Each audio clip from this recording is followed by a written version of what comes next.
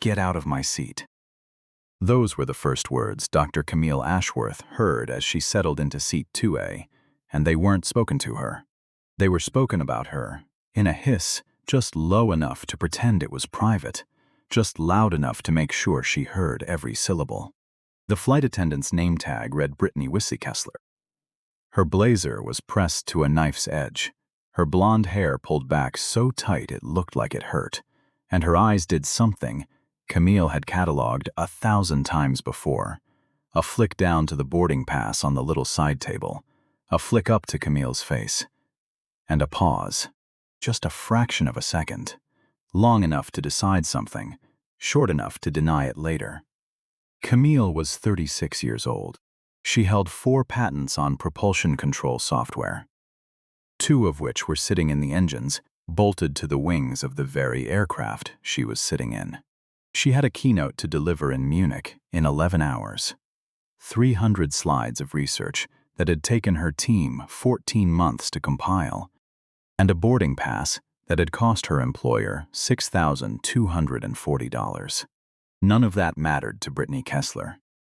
What mattered to Brittany Kessler was that a black woman was sitting in 2A wearing sneakers with her tailored blazer, and Brittany Kessler had decided, in the space of one blink, that this did not add up.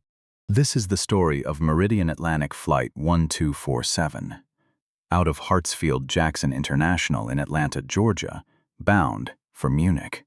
It is a story about a woman who built the very machine that would eventually refuse to fly without her. Stay until the end, because the moment this story turns is not the moment you're expecting, and it will not feel finished until the very last scene.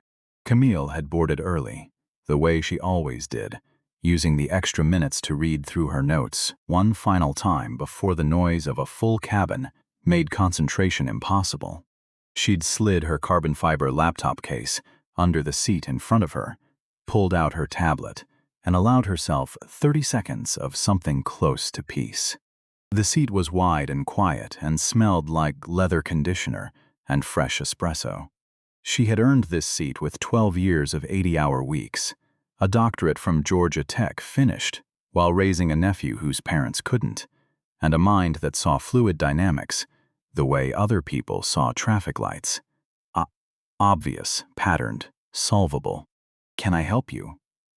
Brittany's voice arrived like a slap disguised as customer service. "I'm all set, thank you," Camille said and smiled, because that was the rule she'd made for herself a long time ago. Smile first. Let them show you who they are before you show them anything at all. Brittany didn't move. She looked at the boarding pass again, then at Camille's sneakers, then at the laptop case, peeking out from under the seat. "First class is a fully booked cabin today," she said, as if Camille had wandered in off the jet bridge, looking for the bathroom. "I know," Camille said. "I'm in it." Something tightened behind Brittany's eyes.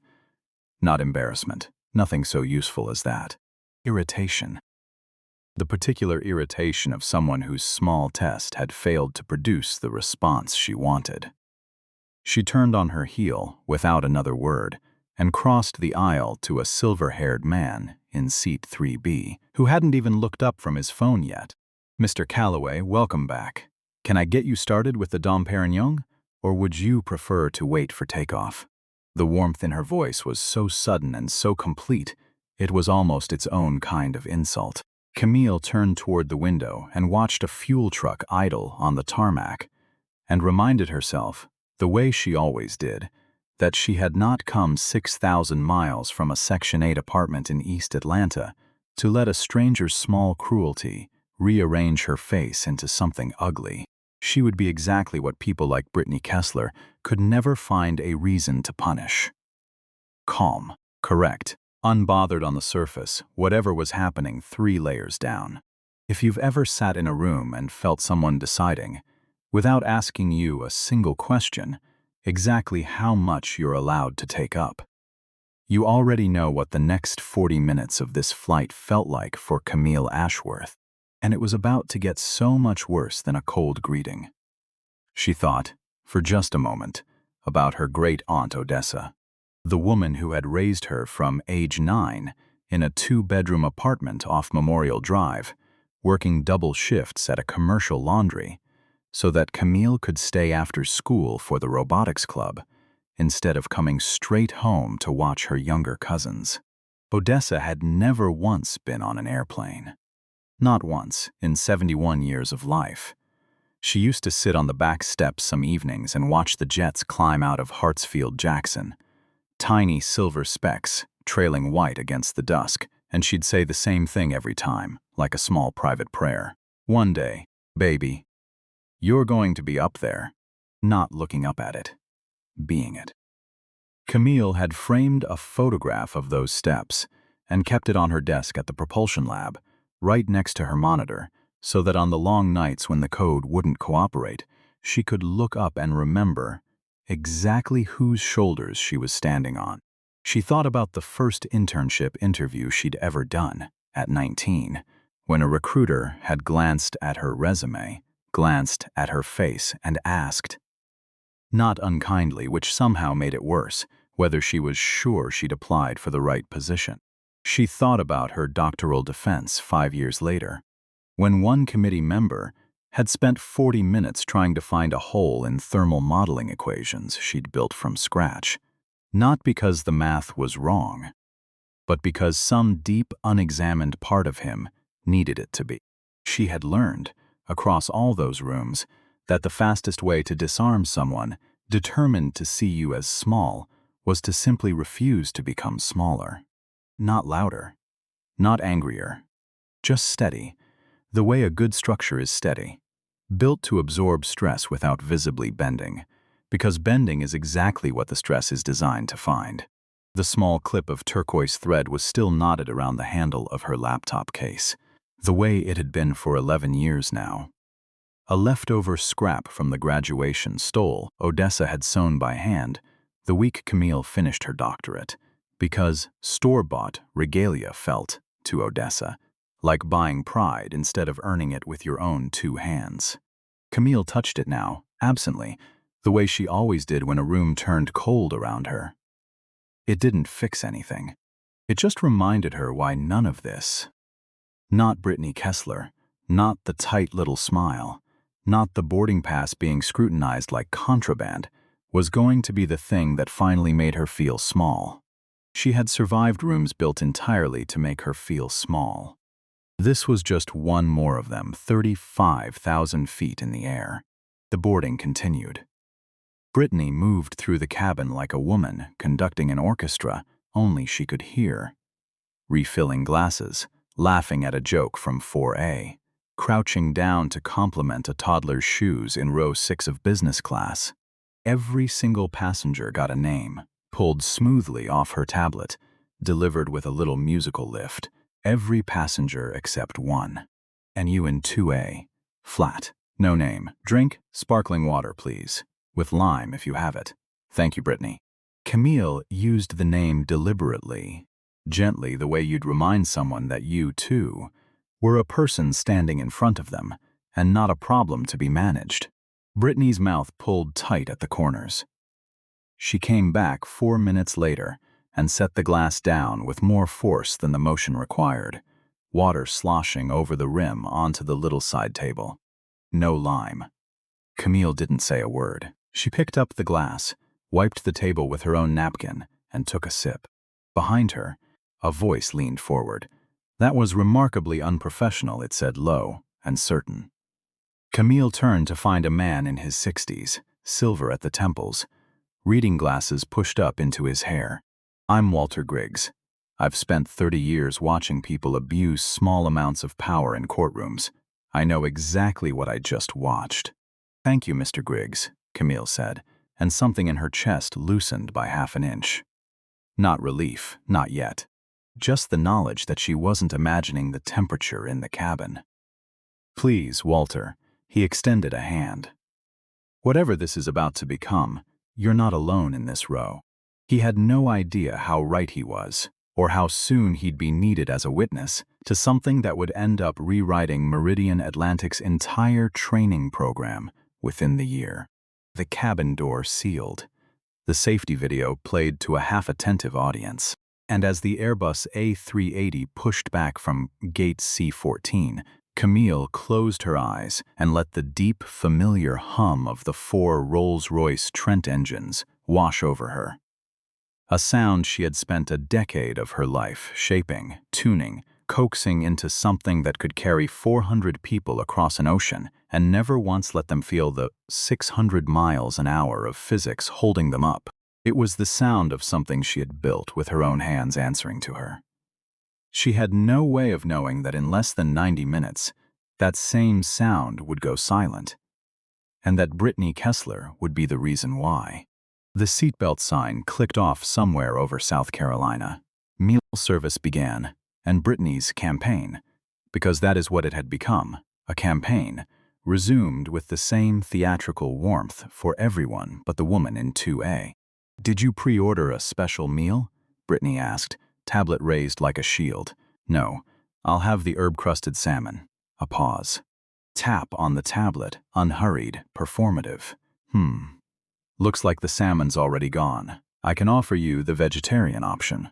Camille had watched the passenger in 1A, who had boarded and ordered after her, receive a plate of salmon 11 minutes earlier. She knew, the way she knew thermal tolerances and stress fractures, that first-class galleys carried at least 2 extra proteins specifically to prevent this exact situation. This wasn't a shortage. This was a message. "That's interesting," Camille said, voice level as still water. "Would you mind double-checking? I'd be surprised if a flight this size ran out of its primary entree by row 2. "I know my inventory," Brittany snapped, the syrup gone from her voice entirely now. "It's pasta or nothing." It wasn't the first small skirmish of the flight, either. 20 minutes earlier, as the aircraft taxied toward the runway, Brittany had stopped at 2A during her final cabin check.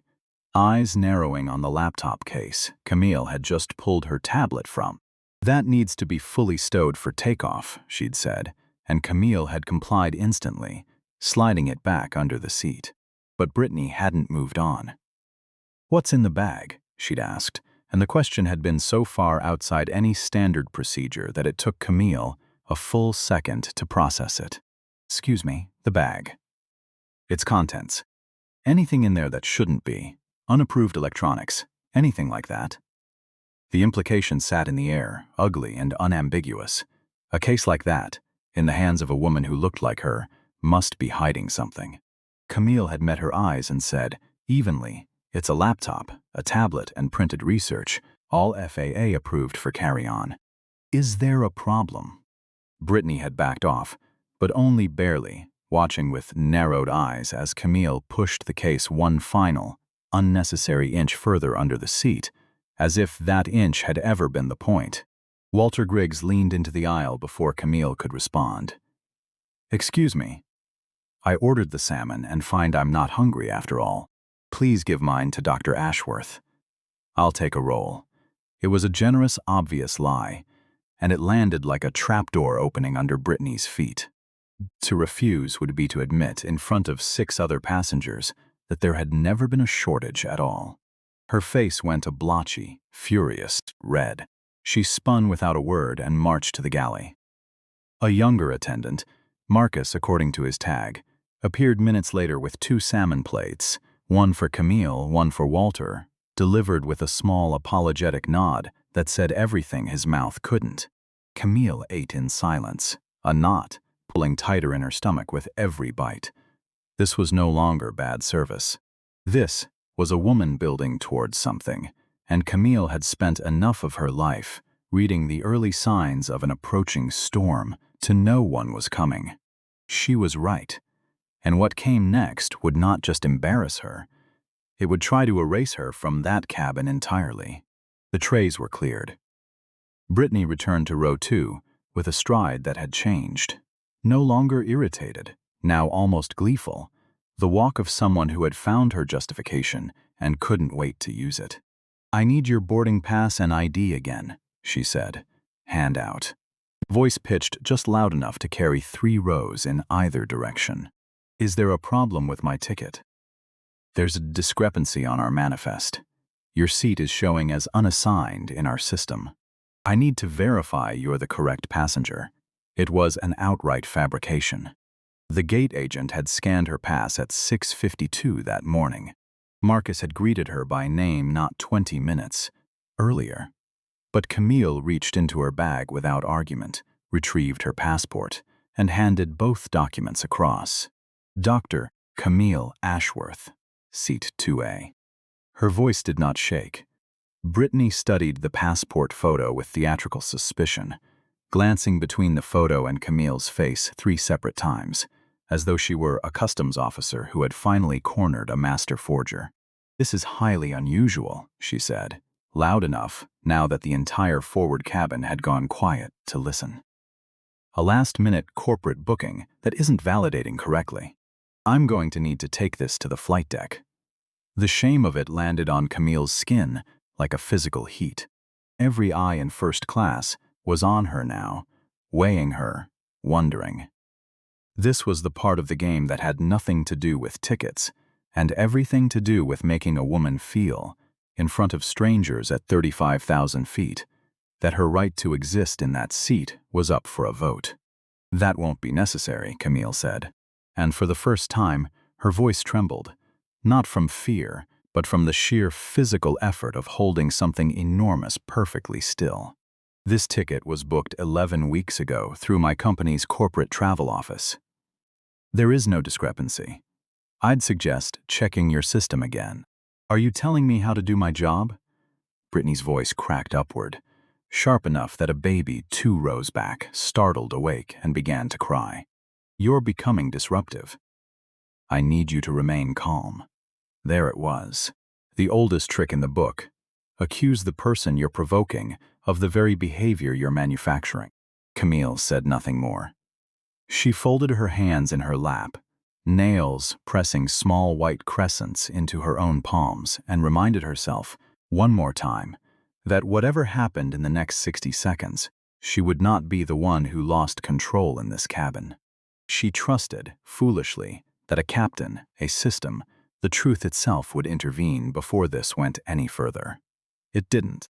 And what happened next would be the single worst 4 minutes of Camille Ashworth's professional life. The moment Brittany Kessler, drunk on a uniform and a tablet, and a decision she'd made before Camille ever sat down, would try to have her thrown off the very plane she had helped design to fly. Brittany came back from the flight deck, not with an apology, but with a verdict, chin lifted, eyes bright with something close to triumph. "Ma'am." The word landed like a slur dressed up as courtesy. "Due to the ticketing discrepancy and your agitated, uncooperative behavior, the captain has authorized your removal to coach, or you can be met by ground security at the gate." The sheer audacity of it stole the breath out of Camille's chest. Agitated, uncooperative. She had said perhaps 40 words in the last 20 minutes, every one of them measured, every one of them polite. "Absolutely not," Camille said, low and final. "I am a ticketed first-class passenger in my assigned seat. I have done nothing but sit here while you harass me. I want to speak to the captain directly. He's preparing for a transatlantic departure. He doesn't take passenger calls unless it's a security matter." Brittany's eyes flicked to the intercom handset on the bulkhead, and something ugly settled into her expression. Something that had clearly been sitting there the entire flight, waiting for permission. "And right now, Dr. Ashworth, this is becoming exactly that." She lifted the handset. "Security notification, gate C14. I have a non-compliant passenger in 2A requiring escort." Walter Griggs shot up out of his seat. "This is outrageous. I am a licensed attorney, and I am telling you right now, you are creating grounds for a discrimination lawsuit in real time, and I will testify to every word of it." Brittany didn't even look at him. 2 gate agents met the aircraft at the jet bridge before it had even pushed back 100 feet. Brittany had radioed ahead the moment boarding closed, building her case, before Camille had said a single word in her own defense. The A380 was called back to the gate under the pretense of a passenger compliance issue. The engines that Camille herself had helped design spooled down to silence, and in front of 280 passengers, Dr. Camille Ashworth was walked off her own flight by two uniformed officers, her boarding pass still clutched in her hand, her laptop case, with 14 months of research inside it, left behind under seat 2A because there hadn't been time to grab it. The cabin door sealed behind her. Brittany Kessler stood at the threshold and watched her go with something that could only be described as satisfaction. She had no idea, standing there in that doorway, that she had just made the single most expensive mistake of her career, and that the machine behind her was about to make sure she never forgot it. Camille sat in the gate area for 11 minutes, her boarding pass now worthless in her hand, humiliation burning through her like a live current before her phone buzzed with a text from her research assistant back in Atlanta. "You okay?" Saw the flight status change to delayed, mechanical. She looked up at the departure board. MA 1447, Munich, delayed. And then her phone rang. Unknown number, Atlanta, area code. Dr. Ashworth, this is ground operations at Hartsfield-Jackson. I'm so sorry to bother you, but is there any possibility you'd be willing to come back to gate C14? Why, Camille said, flat. Would I do that? A pause on the line, long enough that she could hear the operator take a breath before answering. Ma'am, we have a critical FADEC fault on engine 2. Rolls-Royce Engineering has been on the line with our maintenance team for 40 minutes, and they can't clear it. They pulled the aircraft's certification records and... Dr. Ashworth, your name is listed as lead systems architect on this exact engine control software. You're the only person in the country who's cleared to authorize an emergency override on this build. Camille sat very still. Outside the window, 400 feet away, the aircraft that had just ejected her sat dark on the tarmac, its 4 engines silent, 280 passengers still strapped into seats going nowhere. All because the one person who could fix it was the one person they had just thrown off. If you've never felt the particular terrible pleasure of watching the universe hand someone exactly what they deserve, you're about to. By the time Camille walked back down the jet bridge, 22 minutes later, the story had already outrun the airline's ability to contain it. Word had moved through the cabin the way it always does. A flight attendant whispering to another. A passenger filming on their phone. Walter Griggs loudly informing anyone who would listen that the woman just removed from first class happened to be the aircraft's chief engineer.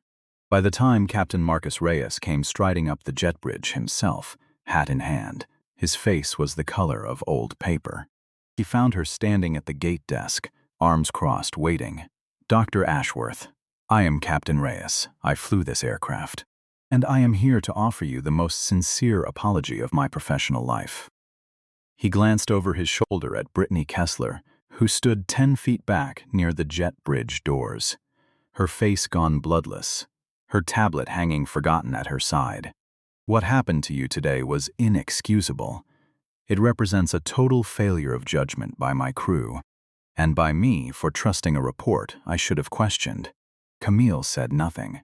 She let the silence stretch, the way she'd learned to let silence do the work that words couldn't. We have an engine 2 FADEC fault we cannot clear, Reyes continued, and she watched the words cost him something. Rolls-Royce says the only certified authority on this specific control build is you. I know exactly what I'm asking. Given the circumstances, I know I have no right to ask it. You don't, Camille agreed. We have 280 passengers on that aircraft. Families. People with connections to make. People trying to get home for surgeries and funerals and weddings. I am asking you, not as an airline, but as a human being, to help us. Camille looked past him, down the jet bridge, to where Brittany stood frozen, the color draining out of her face in real time, as the truth arrived. The woman she had decided didn't belong in first class was the only person on Earth who could get that plane off the ground, before Brittany had marched to the flight deck with her fabricated manifest story. There had been one more escalation. The one that Camille would replay most often in the weeks that followed, because it was the moment the mask came all the way off. Brittany had crouched down beside 2A, voice pitched low and poisonous, and said, "You know, corporate discount codes get audited all the time. People find ways to game the system. I've seen it before." She hadn't said the word. She hadn't needed to. The insinuation sat in the air between them, ugly and unmistakable, and for one white-hot second Camille had felt something in her chest come dangerously close to breaking open. Not tears, something harder and older than tears, something that had been absorbing exactly this kind of comment since she was 9 years old, and a teacher had asked if she was sure she'd written her own science fair essay. She'd pressed her tongue against the roof of her mouth, counted to 4, and said nothing at all. Walter Griggs, watching from 3A, had gone very still, his jaw working, his hand curling into a fist against his own knee. The posture of a man who wanted to say something and knew, with the practiced restraint of 30 years in courtrooms, that the worst thing he could do right now was make this about him. 2 rows back, in 4C, a young woman named Priya Nair sat with her laptop open to a slide deck she was no longer reading.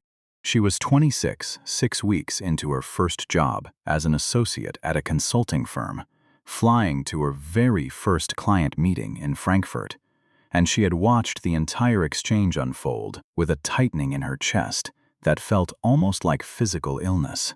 She wanted to say something.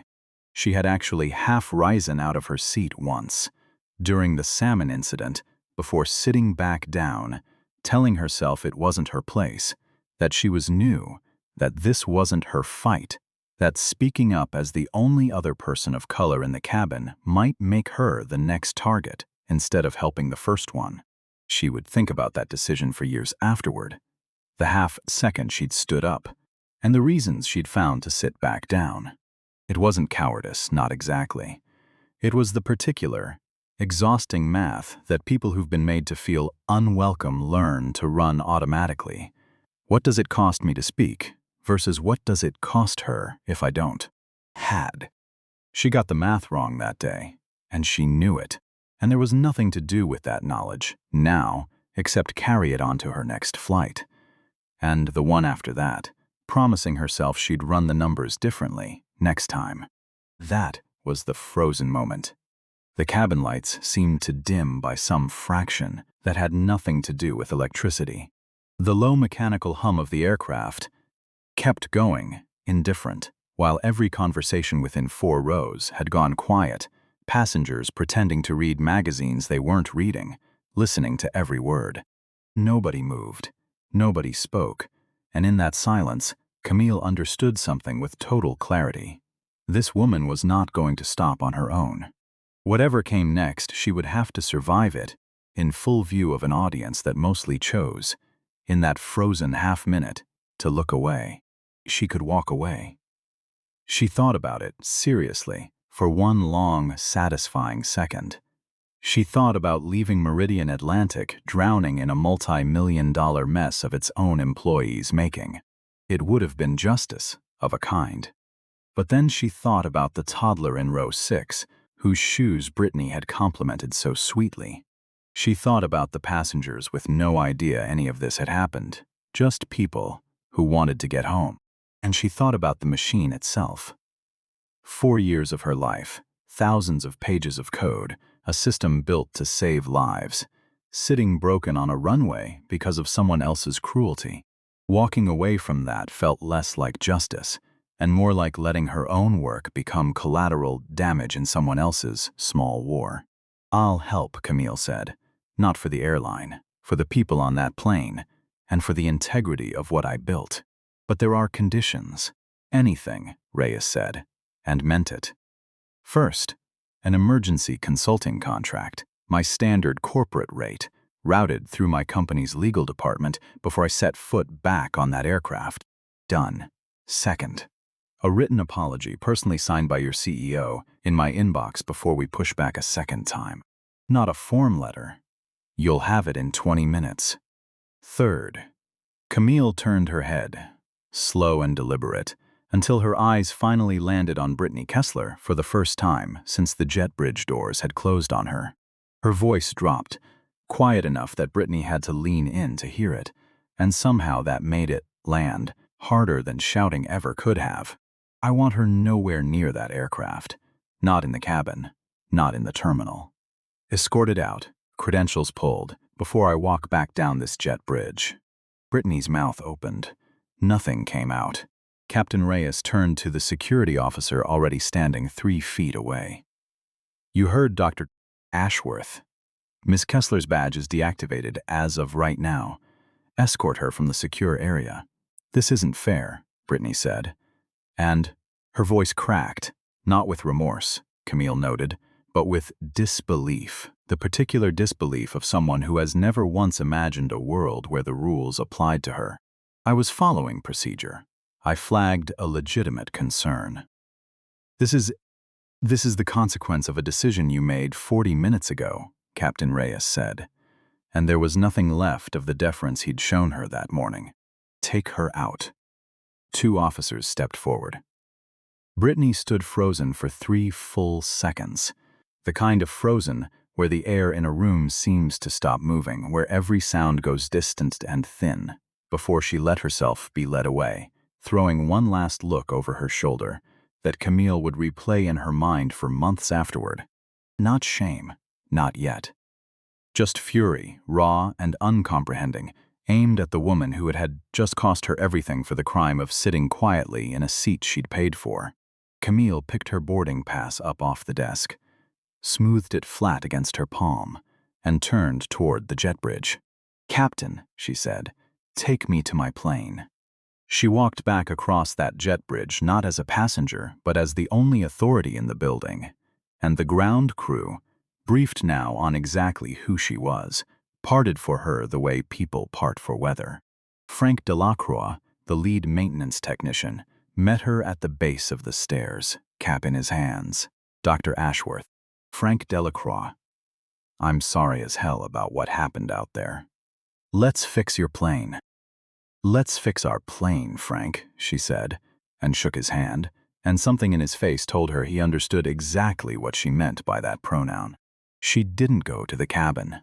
She went straight to the flight deck, a space she knew as intimately as her own kitchen, and slid into the engineer's jump seat while Reyes and his first officer watched her fingers move across the diagnostic panel with the fluency of someone reading her own handwriting. Pull the full FADEC log for Engine 2. Last flight phase, she said, and the screen filled with a scrolling wall of numeric data that meant nothing to the 2 pilots and everything to her. She read it the way other people read a sentence. The initial fault, the reset attempts, the mismatch cascading through 4 redundant channels. There, her finger landed on a single line 4 minutes in. That's your ghost. What is it? Frank asked, leaning over her shoulder. A rounding error in the thermal compensation subroutine. During takeoff, the engine ran hot enough to heat soak both temperature sensors. On climb out, as outside air temperature dropped, the primary sensor cooled a fraction of a second faster than the secondary. A patch pushed 8 weeks ago has a bug in how it accounts for that lag. For about half a second, the 2 channels disagreed by 0.02 of a degree, a voltage discrepancy of 1/100th of a volt. The system's tolerances are so tight it read that as a critical mismatch and threw a hard fault. You found that in 4 minutes, Reyes said quietly. I wrote the tolerance thresholds. I know what a false alarm looks like versus a real one. She looked up. I can't rewrite the core patch from this seat. That requires a certified update from the manufacturer. But I built a manual override into this exact scenario for exactly this reason. The ghost of a smile crossed her face for the first time in 2 hours. We can force the system to disregard that specific flag. It's a supervised override, fully within safety parameters. Good until you land in Munich and can push the corrected patch. How long do we have before this becomes unsafe to attempt? Reyes asked, glancing at the clock. It read 11:52 a.m. "We don't have a safety window problem," Camille said. "We have a documentation problem. Every command I give from this seat has to be logged, witnessed, and time-stamped, because Rolls-Royce will audit this override the second we land in Munich. And I intend for that audit to show exactly what happened and why, with my name attached to every line." She looked at Frank. "Get me a second set of eyes in that electronics bay. I want 2 technicians confirming every command before it executes. I'm not doing this off one person's word, and neither should you." Frank nodded, already reaching for his radio. Behind Camille, the first officer, a quiet man named Sanjay Bhatt, who hadn't said a word in 20 minutes, finally spoke. "Dr. Ashworth, for what it's worth, I filed a report 11 months ago, flagging exactly this kind of behavior from Ms. Kessler. Different flight, different passenger, same pattern. It went to her supervisor. I never heard back." The cabin went quiet again, a different kind of quiet than the one on the tarmac. Reyes turned slowly toward Bhatt. "You filed a formal report? Case number 4471, filed March 14th. Camille didn't look up from the diagnostic screen, but something in her hands went very still for a moment, fingers hovering over the keys. This wasn't one bad afternoon. This was a pattern that had been sitting in a folder somewhere for almost a year, unread, unaddressed, waiting for someone with enough leverage to finally force it into the light. She filed that fact away, quietly, the way she filed away every anomaly in a diagnostic log, not reacting yet, just noting its coordinates for later.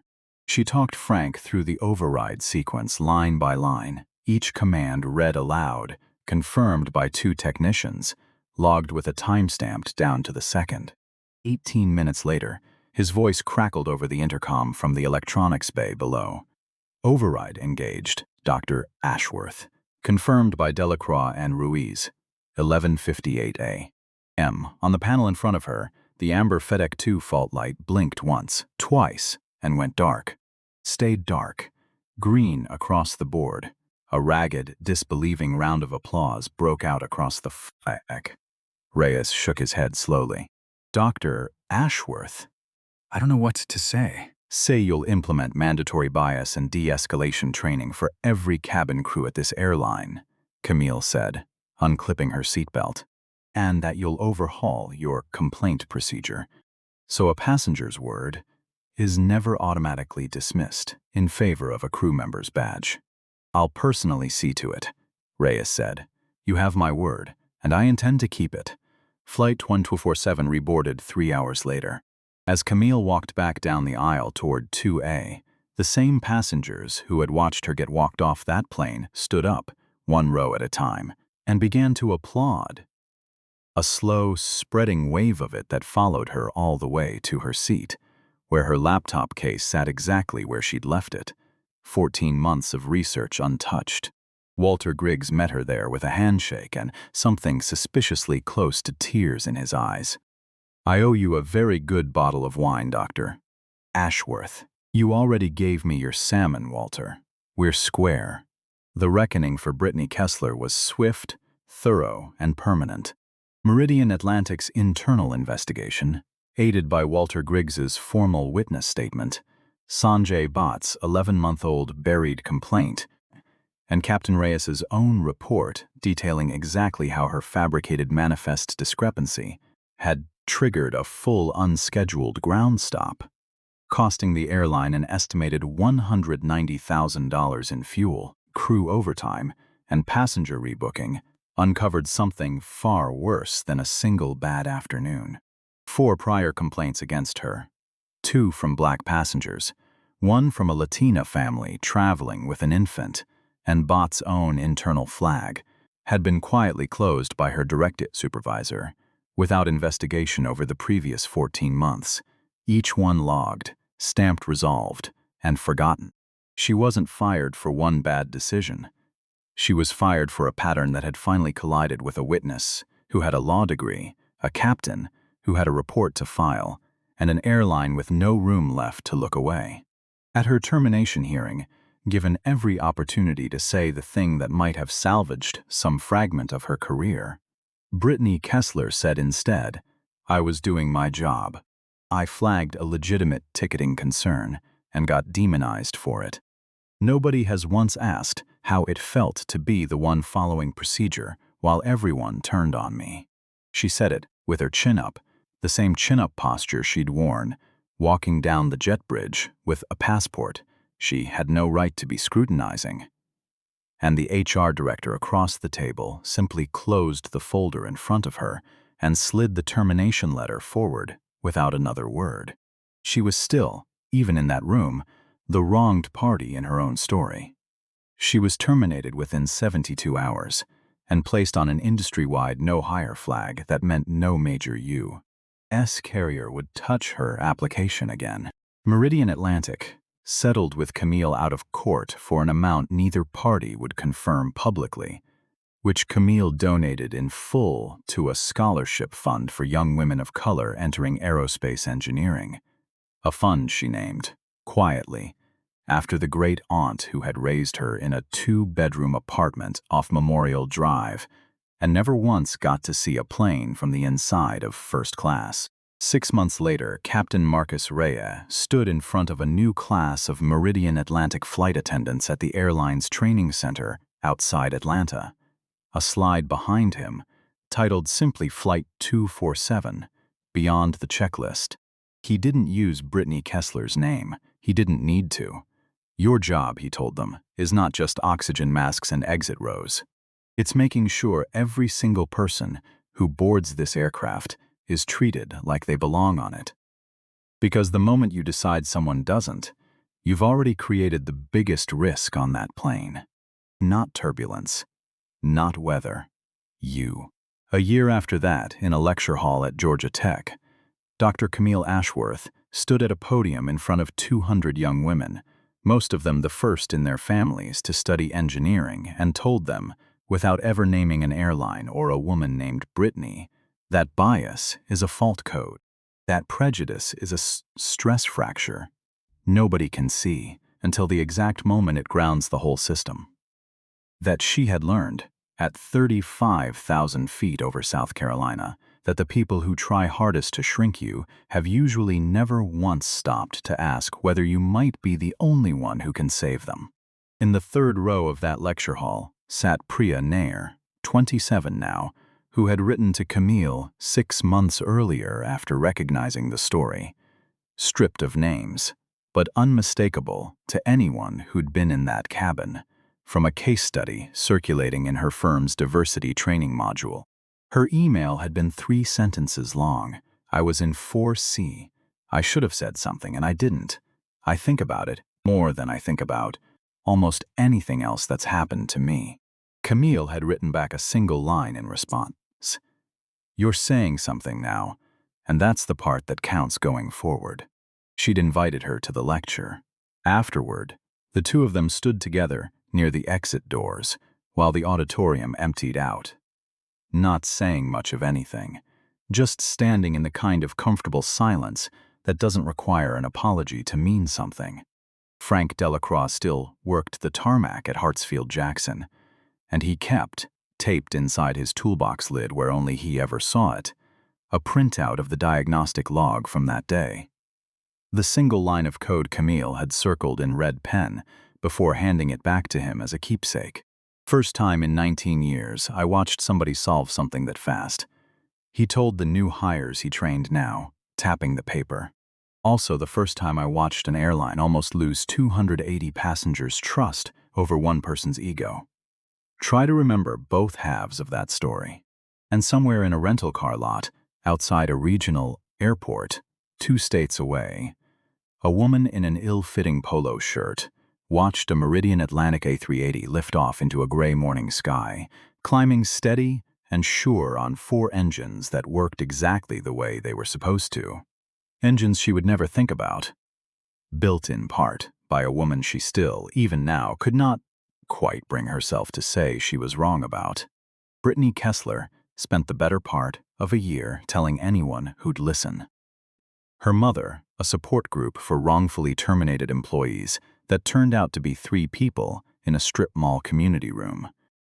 A therapist, she saw exactly twice before deciding therapy was for people who actually had something to work through.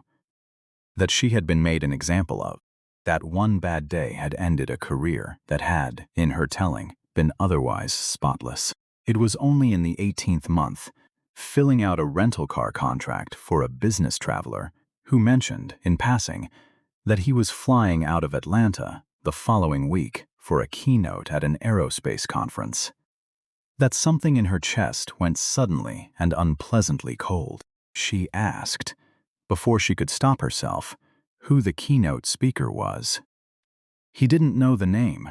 She spent the rest of that shift with her hands trembling slightly at the keyboard, running searches on her phone during her break, until she found what she somehow already knew she'd find. A photograph of Dr. Camille Ashworth on a stage in Munich, 3 lines of biography mentioning an aircraft, a scholarship fund, and a name that stopped her scrolling cold: the Odessa Ashworth Foundation for Women in Aerospace. She sat in her car in the employee parking lot for a long time after that, engine off, and for the first time in 18 months, the thought that surfaced wasn't I was wronged. It was something smaller and much harder to swallow.